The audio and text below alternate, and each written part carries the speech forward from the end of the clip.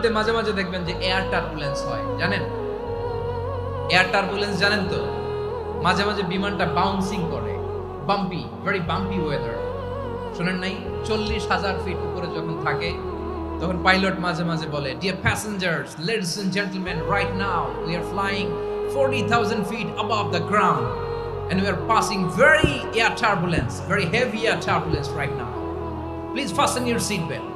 দেখবেন মাঝে মাঝে বলে যে, ভদ্র মহিলা, ভদ্র মহোদয়গণ, আমরা 40,000 ফিট উপর দিয়ে যাচ্ছি আর এয়ার টার্বুলেন্স ফেস করছি, মেহেরবানি করে আল্লাহর রাস্তে সিট বেল্ট বাঁধুন। তখন বিমানটা এরকম বাউন্সিং করে, শেকিং করে। আপনারা মুখোমুখি হয়েছেন? ইদানিং এই এয়ার টার্বুলেন্স বেড়ে গিয়েছে। গত বছর আমার ইন্টারন্যাশনাল অনেকগুলো ফ্লাইট ছিল, তো আমি দেখলাম যে আগের ফ্লাইটগুলোর তুলনায় এখন এয়ার টার্বুলেন্স খুব বেশি। আমি একটু রিসার্চ করে দেখলাম, ক্লাইমেট চেঞ্জের কারণে, জলবায়ু পরিবর্তনের কারণে আকাশের বাতাসের মুভমেন্টে পরিবর্তন হয়েছে, ফলে এখন বিমান শেকিং করে বেশি, বাউন্সিং, বাম্পি ওয়েদার। তো বলেন তো, 40,000 ফিট উপরে যখন আপনি, কয় হাজার ফিট? সবাই বলুন, কয় হাজার ফিট? 40,000 ফিট উপরে যখন আপনি, তখন যখন বিমানটা এরকম বাউন্সিং করে, সবাই যখন ভমিটিং করে বিমান নষ্ট করে দেয়, বমি করে, তখন বাঁচানোর কে আছে আল্লাহ ছাড়া? কেউ আছে? ওই মুহূর্তেও সবাই মিলে একজনের ডাকে আওয়াজ করে বলেন, তিনি কে? মাঝে মাঝে কিছু সোশ্যাল মিডিয়ায় কিছু ভিডিও পাওয়া যায় যে হেভি যখন এয়ার টার্বুলেন্স হয়, 10 সেকেন্ড 15 সেকেন্ডের কিছু ভিডিও পাওয়া যায়, বিমানটা এরকম বাউন্সিং করছে, বাম্পি ওয়েদার, কাঁপছে, মানুষগুলো বমি করছে, অক্সিজেন মাস্কগুলো সব ঝুলে পড়েছে, বিমানটা শুধু কাঁপছে। তখন দেখবেন বিমানের ভেতরেও এরকম লঞ্চের মতো চিৎকার আছে না নাই? বিমানের ভেতরেও তখন চিৎকার। গত বছর হিথ্রো এয়ারপোর্ট থেকে সিঙ্গাপুর এয়ারলাইন্সের একটা ফ্লাইট, হিথ্রো টু চাঙ্গি, একটা ফ্লাইটে এমন বেশি এয়ার টার্বুলেন্সের শিকার হয়েছিল ওই এয়ারক্রাফটটা, 33 জন যাত্রী সেখানে আহত হয়েছে, একজন যাত্রী নিহত হয়েছে। কেবিন ক্রুজ, এয়ার হোস্টেস যারা আছে, একজনের নাক ফেটে, চোখ ফেটে, কপাল ফেটে, ব্লিডিং হয়ে শয়লা। প্রিয় ভাইরা, 40,000 ফিট উপরে বিমানটা যখন কাঁপবে, তখন আমাদেরকে আল্লাহ ছাড়া আর কেউ বাঁচানোর আছে? এত আসতে বললে হবে? ওই কঠিন মুহূর্তে আমার বাবা আমারে বাঁচাতে পারে, আমার বন্ধু আমারে বাঁচাতে পারে।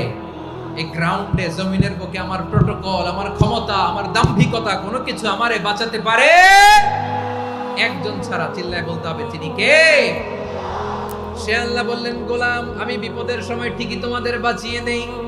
ওই বিমানের ভেতরে 40,000 ফিট উপরে যখন তোমরা এয়ার টার্বুলেন্সের শিকার হও, তখন নাস্তিকও আল্লাহরে ডাকে, হিন্দু আল্লাহরে ডাকে, জোরে বলেন ঠিক কিনা?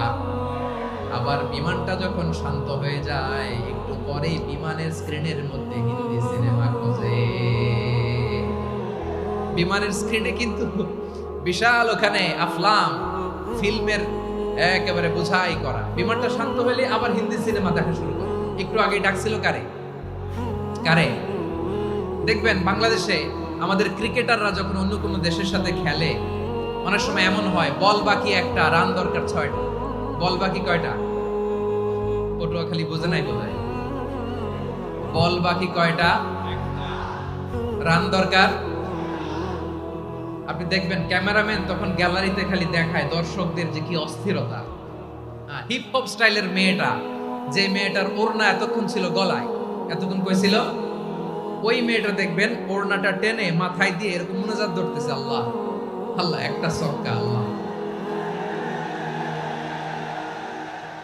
আল্লাহ, আমার লাল সবুজের পতাকারে তুমি অপমানিত কইরো না আল্লাহ, ইন্ডিয়ার সাথে আমাদের খেলা, আল্লাহ আল্লাহ, একটা সক্কা, একটা। পুরো খেলা জুড়ে এই মেয়ের ওড়না ছিল গলায়, কিন্তু যখন 1 বলে 6 রান দরকার, ওড়না চলে আসছে কোথায়? মাথায়। আবার মুনাজাত আছে না নাই?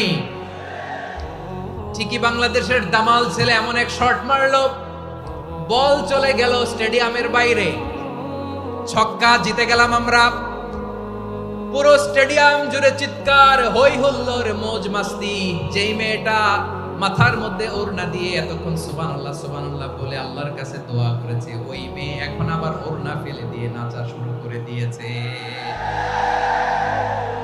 তাহলে আল্লাহর ভয়, আল্লাহর প্রতি আস্থা, বিশ্বাস, ভালোবাসা, এটা কি ক্ষণিকের জন্য?